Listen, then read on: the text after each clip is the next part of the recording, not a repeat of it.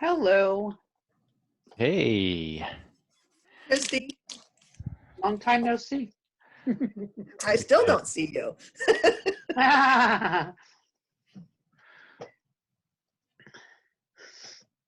My internet is pretty unstable right now. Oh, no. But it should be fine for listening and talking.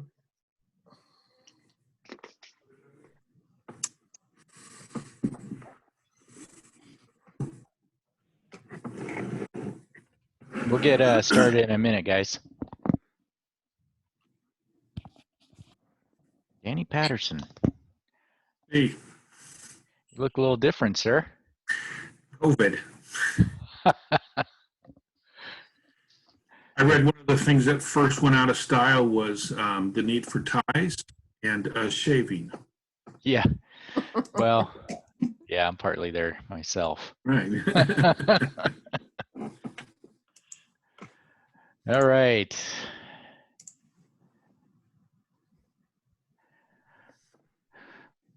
What time we got here? 4:01. Let's give it another minute or two. I'm not going to hold you guys long for sure. I have 2 sherry pars.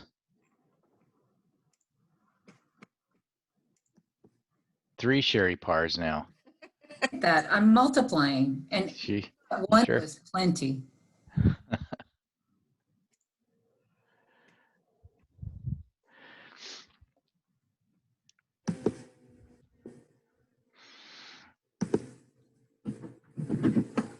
All right. Okay, guys, thank you for joining us. We're going to go ahead and get started. It is the 4 o'clock hour, and you know, we don't want to hold everybody over too long. I know some folks were from the East Coast in the earlier call, so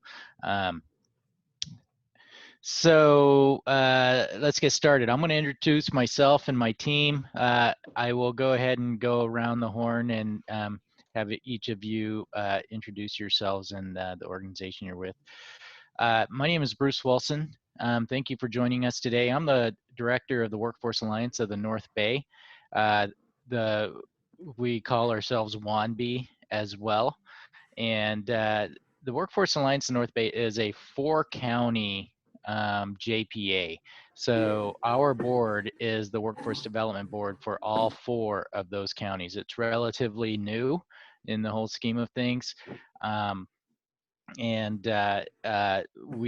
is our second RFP process for the career service provision, or for our American Job Center system, as well as for the one-stop operator. We just held our our career services RFP bidders conference at 2 o'clock this afternoon. Several of you were on that call, and now this is the separate one-stop operator RFP bidders conference. Let's see. I didn't say what counties we covered. It's Marin County, Napa County, Lake County, and Mendocino County. To my left, I have Sylvia Palcheska waving her hand. Thank you, Sylvia. Sylvia does many things for the Workforce Alliance, and is the Workforce Development Analyst in our organization. To my right, I have Doug Orlando. Wave your hand, Doug, for folks. Thank you, sir. Doug Orlando has many years of experience in workforce development programs, and I'm very happy to have been able to bring him back on to the Workforce Alliance team. To Doug's left is Laura Davis. Thank you, Laura. Laura is our operations manager at the Workforce Alliance. So it really kind of keeps the train on the tracks with regard to our Career Point Center system, which of course is what we are here discussing today. Below Sylvia, at least on my screen, is Taylor Swain. Taylor, thank you, Taylor. Taylor is our fiscal manager and also our human resources manager. So he does a lot of the internal business work for our organization. And with that, I'll go ahead and call out your name, and if you can just mention who you're with, if you're with an organization or you might be doing business as an individual, that's fine as well. So let's start with you, Danny Patterson. So I'm with ProPath. I'm contracted to do a one-stop operator. And so here, when I see David's online here, but I wanted to listen in. So with ProPath Incorporated. Great, thank you for joining us. Paul Castro. Good afternoon, Paul Castro with California Human Development. Great, thank you, Paul. Sherry Parr. Good afternoon, Bruce, and everyone attending. This is Sherry Parr, and I am with the Health and Human Services Department of Marin County. Great, thank you for joining us, Sherry. Edward Ober. Ed Ober, California Human Development. Thanks, Ed. Gonna skip over you, Sherry. I'm assuming that's the same person. Peggy Doherty. Officer with Mendocino Private Industry Council for Lake and Mendocino County Career Services. Great, thanks for joining us. Christy Gard. Good afternoon. My name is Christy Gard. I'm the Program Operations Director for MPIC, the current career services provider, and OSO for Lake and Mendocino counties. Great, Candice De Los Santos. Hi, I'm Candy. I'm the Executive Director for Mendocino Private Industry Council, Career Point, Lake, and Mendocino. Great, thank you. Gary Besser. Good afternoon. My name is Gary Besser. I'm the WIOA Program Supervisor for Marin County Health and Human Services. Great, thank you, Gary. Teresa Brown. Hello, I'm with Napa County Health and Human Services, and we are the current career services provider and one-stop operator for Napa County. Thank you. Air. Hi, everybody. Eric Gallegos from Canal Alliance. I'm the Director of Education and Career, and we're located in San Rafael. Great, thank you, Air. And Brandy Swanson.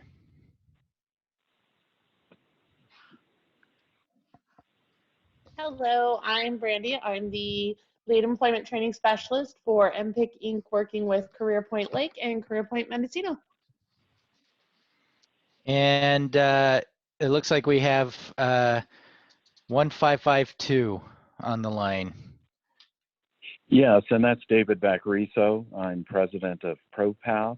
On the phone because I'm traveling, so no Wi-Fi. Thank you. Yep, thank you, David, for joining us. All right, so I'm going to hand it over in a second. The purpose to Doug Orlando, who is running point for our organization on both the Career Services RFP and the One-Stop Operator RFP. The point of the Bidders Conference is to offer proposers an opportunity or an additional opportunity to meet us, ask us any questions that they might have with regard to what it is that we are actually trying to procure. Happy to answer any questions. We won't be answering questions from a strategic standpoint. This is more about understanding of the RFP itself. And what we're after. So I will add, and I think everybody knows this, so I'm not going to spend a lot of time on it. The one-stop operator RFP is completely separate from the career services provider RFP, two totally different procurements. They are running on the same calendar, however, and we'll likely be making decisions on both of the career services RFP and the one-stop operator at the same time. We are trying to get this nailed down by mid-March with regard to having a recommendation for our our folks so that any transition that needs to happen, if it needs to happen, can occur before a July 1st start date. And let's see, much like the career services provider RFP, we are looking for innovative proposals. You know, we want our one-stop operator, just like our career services. We want our folks to be thinking outside the box, but working within the regulations, obviously, to bring better services, more services, kind of, and I say that from a continuous improvement perspective, to our communities. We want more people in our communities knowing of the services made available by the Workforce Development Board and WIOA. And we believe that these are very important and very effective services for our communities, but they're only effective if people are knowing about them and the system is working. That's a big part of the one-stop operators role, is to make that happen. With that, I think I'm going to go ahead and hand it over to Mr.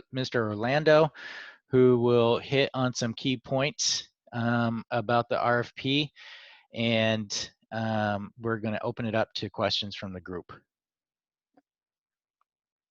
Doug? Hello, I had to turn my mic. This is, yeah, your board. Hi, everybody. What we want to talk about first here is that there is a part of our website where you can post questions. We will provide responses to those.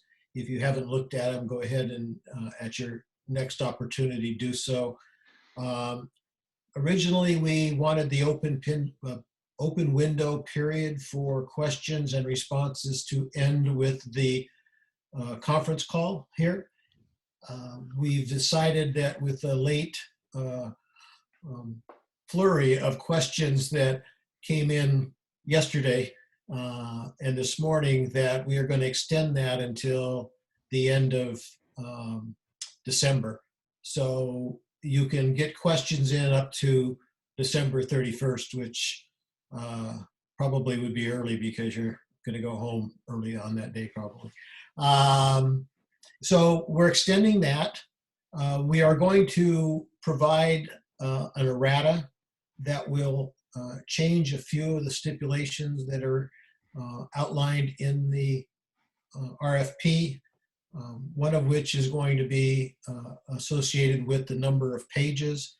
We've had concern that 15 pages for this RFP was not sufficient when you included attachments and exhibits. So we're going to take those attachments and exhibits out of the equation and let everybody have up to 15 pages for the narrative. I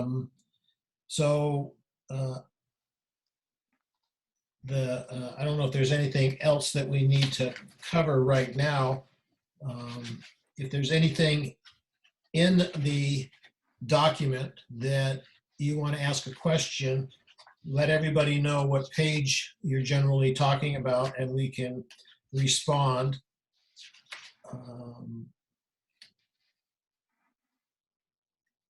So let's just turn it over to that, because I don't have anything else that I want to cover right now. I might think of them as you go on. Yeah, so this is a good opportunity. We, in reviewing the RFP in preparation for the meeting, we didn't have a lot of corrections to this particular RFP. And we didn't want to just, read it to you. So we feel like you guys have gone through it and read it. And again, this is an opportunity for you to ask us any questions that may have come up during that process. And I have my whole team here, so it can be a fiscal question or an operations question, whatever you want. Operations questions. Bruce, Doug, page 9, section 3. On the qualifications of the one-stop operator, bullet number 3. Those levels of education, are those recommended? Are those required? We actually had a question that we put a response on our website. We use the word should, so it's not mandatory. Okay. As far as educational level. So to answer your question, no, it's not required. Thank you. Not required. We just want the, we believe that somebody should have that that level of education, but there, as we all know, there are many different ways to get education, including experience. Okay. Thank you, Bruce. Thank you, Doug.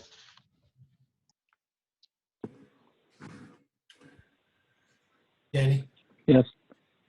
Thank you. It's Dave. Okay, can see your hand.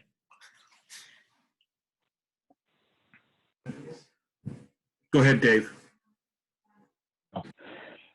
David Vacariso with ProPath Inc. Just a kind of a two-part question. I heard in the introductions, someone, Christy, was the current OSO for Lake and Mendocino. Just want to know if you have current OSOs and who they are for the 4 areas. And second part is your hope, I guess, that you would have one OSO for the entire 4-county area, or are you interested in keeping them separated?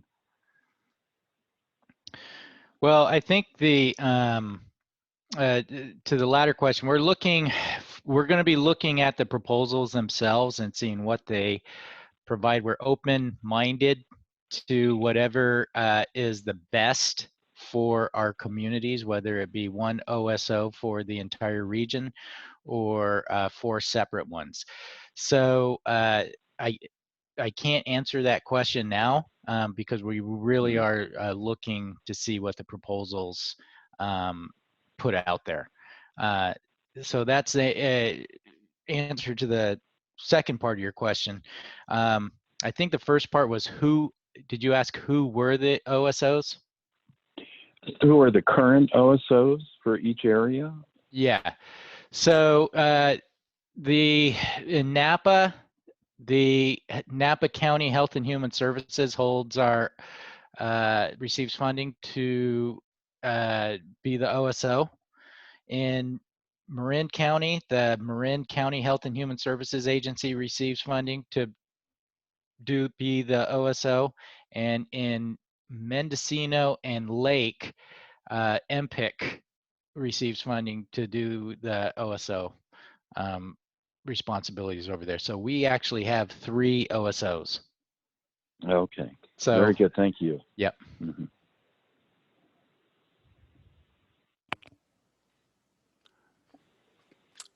On the submission, is it single or double spacing on the 15 pages? Well, as we talked about earlier, we're silent to that in the RFP, so we will put a response to that.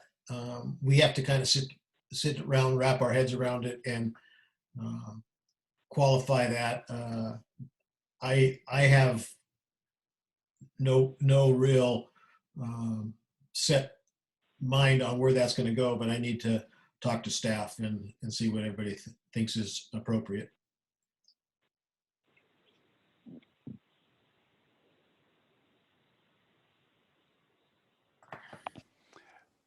So on the submissions, you want one full hard copy with a wet signature and then an electronic copy. Just one hard copy? Yes, that's what we said, one hard copy. Okay. Yeah, we can take care of the copies.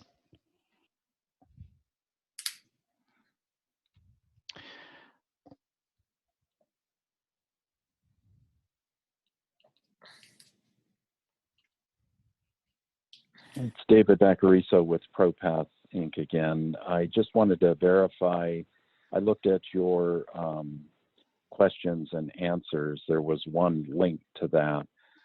Just wanted to be sure you have one link for both the Career Services RFP and the OSO RFP. They're not separate. It's all on one, correct?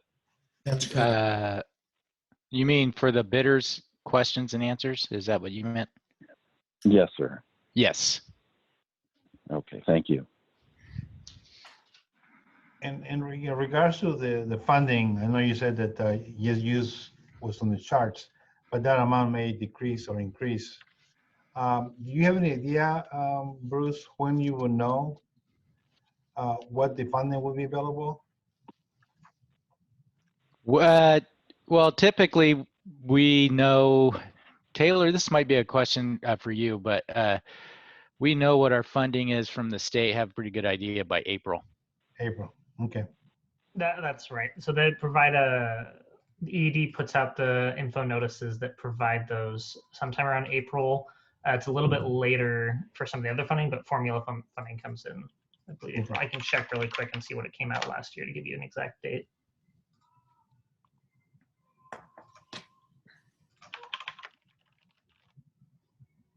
While you're looking at that, does that include the disaggregation, Taylor?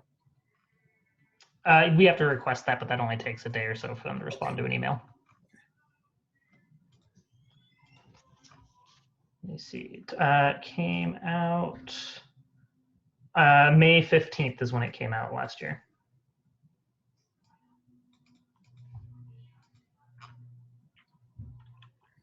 Okay. Okay, thank you, Taylor. Yes, Danny. So I was going through the scope of work, sort of the itemized 24, 25 items there. One of them had to do with ensuring proper appearance. So are you asking the one-stop operator to make sure that the people are properly attired? And do you publish a dress standard? No, not that I'm aware of, and staff probably can say that, but I think what the one-stop operator has is feet on the ground, and they can bring to the attention of the various partners anything that may detract from operations. But as far as a strict uniform or dress code, I don't think we have that. Bruce, do you? We don't have a, yeah, nobody's going to be required to wear uniforms in this deal. Having said that, we do believe that this is a professional service, and we want our services to present a professional face to both job seekers and businesses. One other question, if I may. Mm-hmm. What's the status of your centers now? So sort of the lockdown orders, some are operating. They have some partners in there. Maybe it's only the Title I. There's nobody else in there. So the centers may look a little bit different. What of those four areas have just a single comprehensive AJCC, and what of those areas have sort of the affiliate sites, and what do you see as the one-stop operator role at those affiliate sites? Is it the same as what's in that scope of work? Well, we don't know what the system's going to look like right now. That's depending on what we get from the career service provider RFP and what is in the best interest of our communities. I can tell you that right now we have 4 comprehensive centers that have all been gone through the certification process with the state board directives. As far as their status right now, as you can imagine, it's somewhat chaotic with a pandemic. So for WIOA services, the centers are mostly by appointment. And as you stated, Danny, pretty consistent with what's going on in the rest of California, that partners are in and out depending on what organization it is, and they kind of follow their own structures for that. So for instance, EDD is not physically in the centers in some of our, or I think all of our AJCCs right now. Did that answer your question? Yes, I mean, as you say, I mean, this is going to start 1 July. We don't know what that's going to look like. Yeah. Anticipate, or do you have provisions for awarding both the career services provider and the one-stop operator contract to a single entity, or are you going to ensure that those are separate awards? We're not ruling out either or.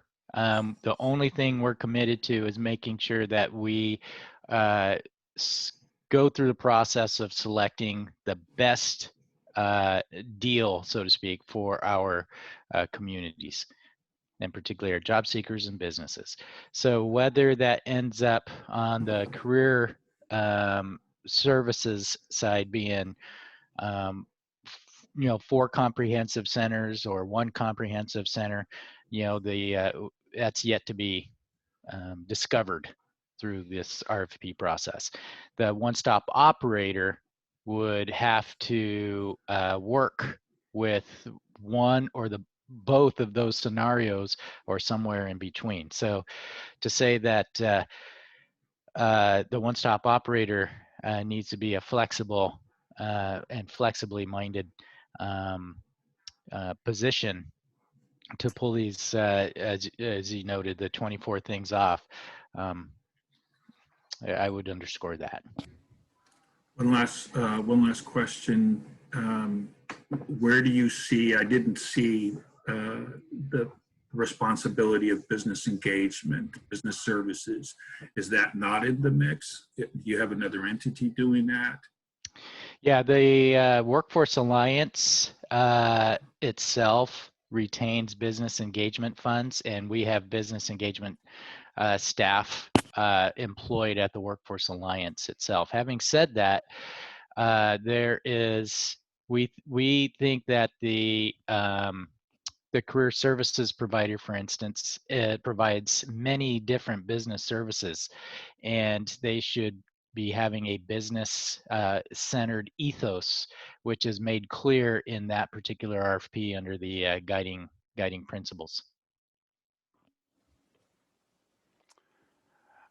This is an observation on the scoring criteria. You'd mentioned you were looking for innovation in the proposals, but in the not really seeing a description of that in the narrative of the proposal, and not seeing any call-outs in the scoring criteria around that either. So if you want to specifically incentivize innovation in the proposals, you might want to have a bullet item in the criteria that calls that out.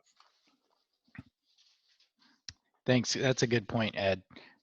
Actually, we'll look at that on both the career service proposal as well as the one-stop operator proposal, and get back to that. Let's add that to the bidders Q&A.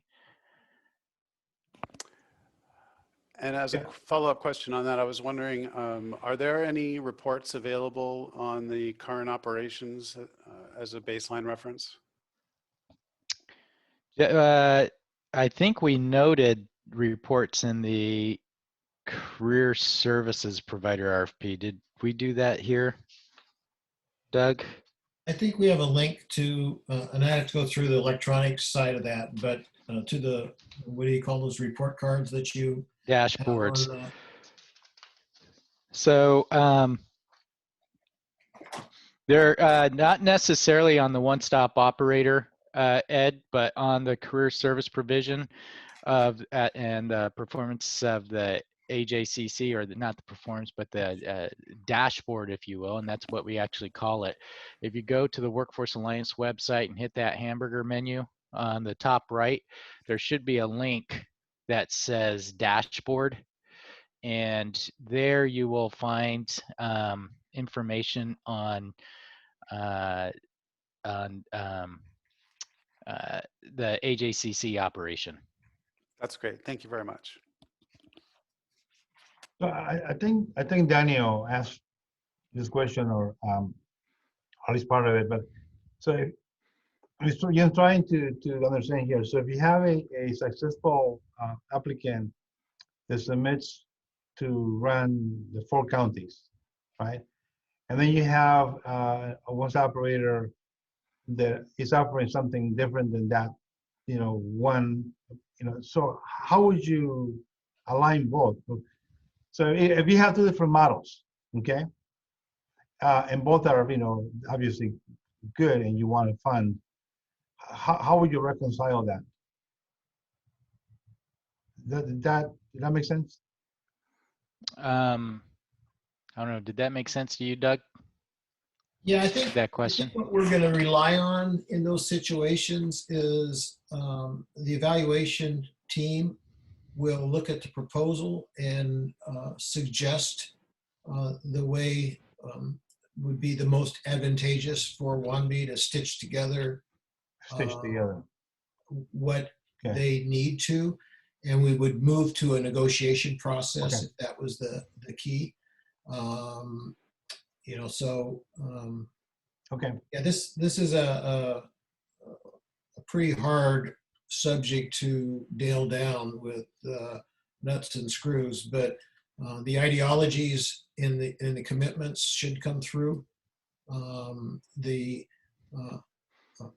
belief that you as an entity can improve cooperation and integration, that you can bring agencies together that can work for a common good and share their resources in a manner that the system has lower cost to do business and greater outcomes.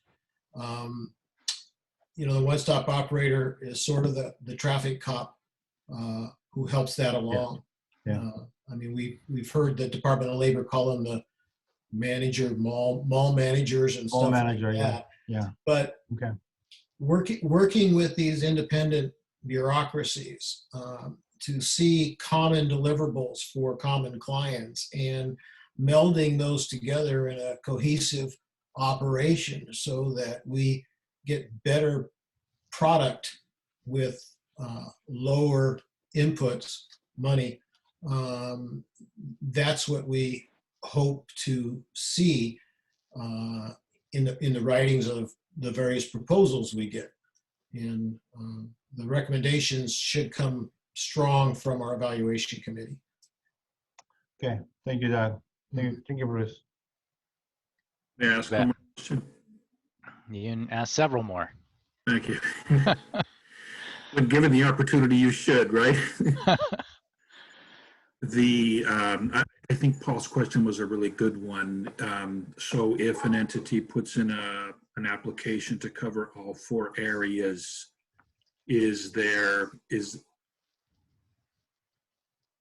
I guess that would be the point in negotiation. Hey, we like your proposal here, but we have a stronger proposal for that area. And so is that the point of negotiation that you're talking about? And then my second question would be impasse. So you have a good idea, you make a convincing argument, and then you don't really have the authority to implement among some of these agencies that you're managing in the mall. So what is the trigger, and how do you see the role of Workforce Alliance in helping the one-stop operator sort of resolve those impasses, especially with principal partners there? Well, I can speak to that. We didn't have an impasse. We have MOUs that all the partners signed. What we envision the one-stop operator doing is with your boots on the ground, recognizing how partners can forego cost and attain delivery by using resources of other, complementary partnerships. And those may not be in the current MOU, but as the one-stop operator and the partners recognize there's opportunity, we as a community can move towards making the process better. And what we rely on as a one-stop operator is to be kind of that lightning rod or weather, water finding rod to say there's opportunities here. Let's drill down and let's make it happen.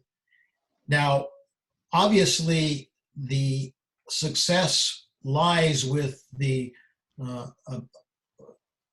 agencies you're trying to bring together, and they're not always going to happen. But I think across the nation, we have lost a lot of opportunities for greater integration because we haven't looked for the ways to save money. We don't have a lot of money in this region, and we hope that the one-stop operator can be kind of the catalyst for saving resources and diverting them to outputs. And I use the term in the RFP, understanding the proficiencies of the partners. We have a lot of partners who have common clients who have the ability to spend their money on common functions and activities. And everybody does their own thing because they don't want to cooperate. And because of that, the MOUs have been reduced to resource sharing of brick and mortar and not staffing. But the opportunity to share staffing and activities and say, if you do this, I'll do that, and we'll both be better off because our clients will mutually benefit from it. That's that business acuity that Bruce talks about. Those are the things that we want our one-stop operator to recognize, cultivate, and try to nurture into changes in the MOU so we have a better system. So that's my high horse. I'll get off it, but I believe in it. I was going to say that's a good saddle. So, I mean, this is the challenge of WIOA since its inception, right? Yeah, one of them. Tend to operate in silos even after 20 years of the legislation. And that's why I asked the question of impasse, because the MOUs can become trophy dusted. Right? They look good, they sit up on the shelf, but in terms of being able to actually, so Paul's program, for example, CHD, many of his clients can be co-enrolled in Title I and leverage resources. So in terms of performance, because I saw it's a one-year contract with your consent to like a team option, right? Essentially, you have the ability to exercise annual options each year.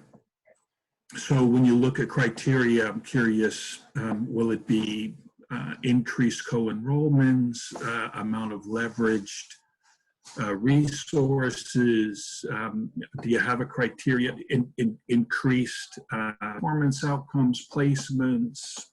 So all of those sort of WIOA measures, are there other things underneath that might also be looked at when you're looking at should we renew? Well, yeah, and I was just going to say, I don't know that we have gotten underneath, as using your words, at this point, and we can speak to it as a part of this RFP process. Having said that, we are definitely an open-minded and willing to have that discussion once the selections have been made. So we want to work closely with our one-stop operator. We believe our one-stop operator is going to bring a lot of brain power to the discussion, and these are things that we ought to be able to surface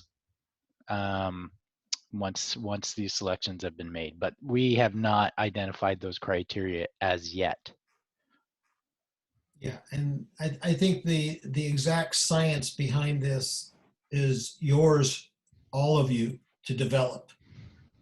We can recognize what the end game is, and sometimes the deliverables may be achieved more as a long-term investment than a short-term gain. And the beauty of WIOA, another high horse of mine, is that our boards have a composition of business members, and they understand what the best way to operate businesses are, and that's what we are in. We are in the business of using resources and making people's lives better. And so they can help us with that, and they will be part of, I'm sure, the processes of deciding when to, what did you say, option? One last question, and I'm sorry. I don't be sorry. Yeah, I know it's late in the day, right? Hallmark of excellence, continuous improvement plans. You have them for each of the 4 areas that were done a couple years ago. Just to sort of, if a one-stop operator comes in, it sort of gives a foundation, sort of some groundwork of what's been looked at. Yeah. Or some of you have those, obviously. Yeah, I mean, yeah, we will have to dig those up for sure for the one-stop operator. That's a good point, Danny.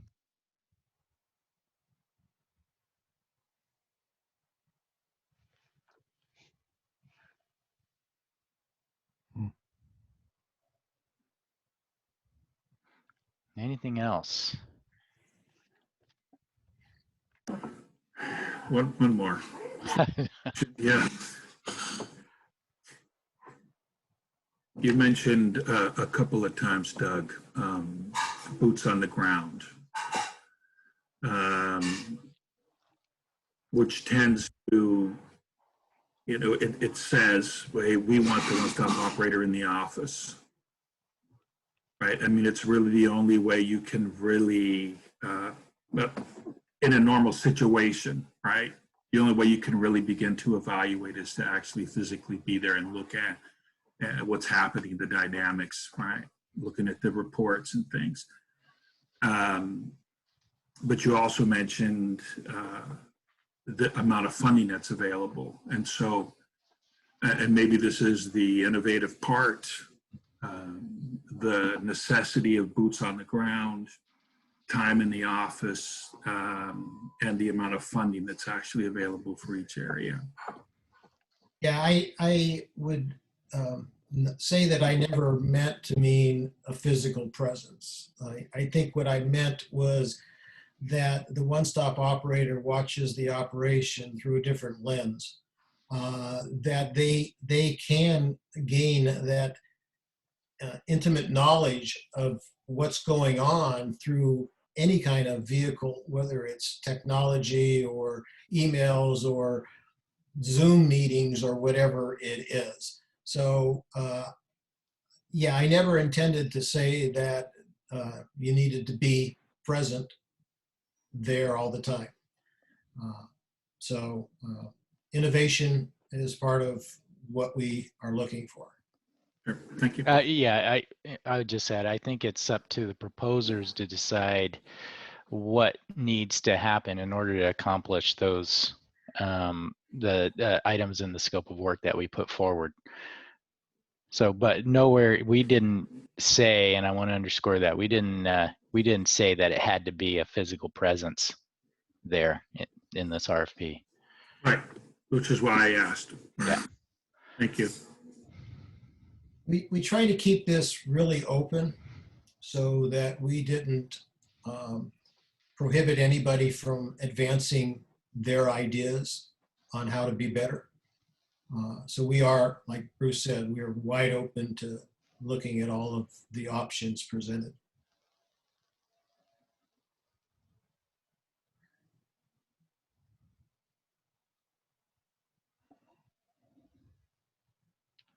Anyone else?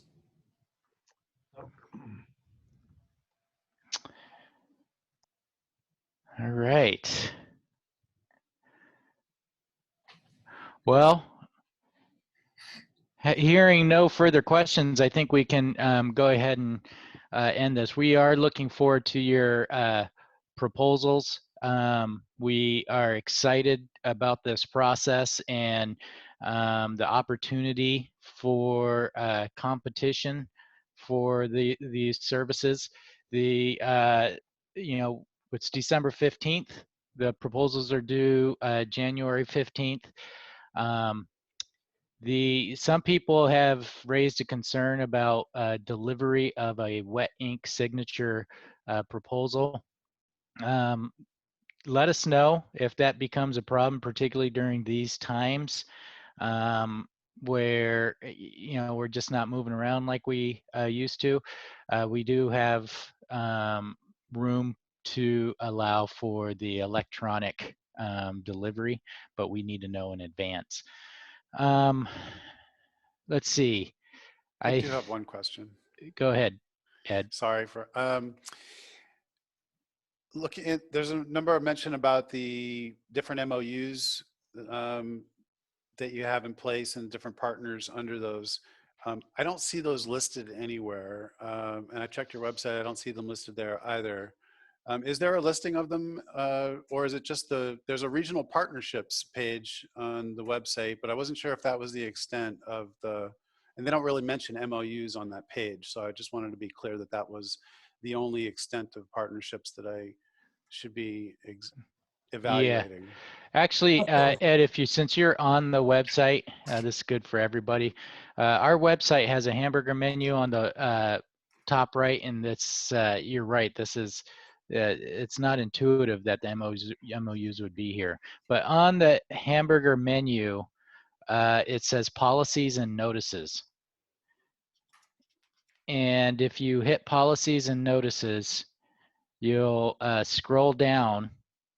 Not only will you see the policies, but you'll see memorandum of understanding. And we have one MOU for each one of our current centers. Got it. Thank you very much. And I think there's a link on page 9 of the RFP that takes you to that. Or at least it's supposed to. It's under the statement, the current WANB MOUs can be found here. You're right, it is there. I apologize. I didn't see that. Thank you very much. That's all right. All right, guys. Like I said, we're going to go ahead and accept questions for a couple more weeks. So anything that didn't pop into your head here today, feel free to submit a question. We'll put an answer in writing. You got to check the RFP page on our website regularly to see if there have been any changes. Any changes will be posted to the RFP itself, would be posted in an errata sheet, which would allow you to track what we changed. We've already made changes to the career service provider RFP, and that errata, if it's not online right now, will be online by tomorrow morning. Other than that, did we leave anything out? I think we pretty much hit on the things we wanted to hit on. This was a good discussion. I appreciate your questions. More importantly, I appreciate your attendance and your interest in serving as a one-stop operator for the Workforce Alliance counties. Seeing no other questions, we're going to go ahead and buzz out. Okay, thank you. Thanks, everybody. Thank you very much. All right, bye, guys. Thank you. Thank you. Goodbye.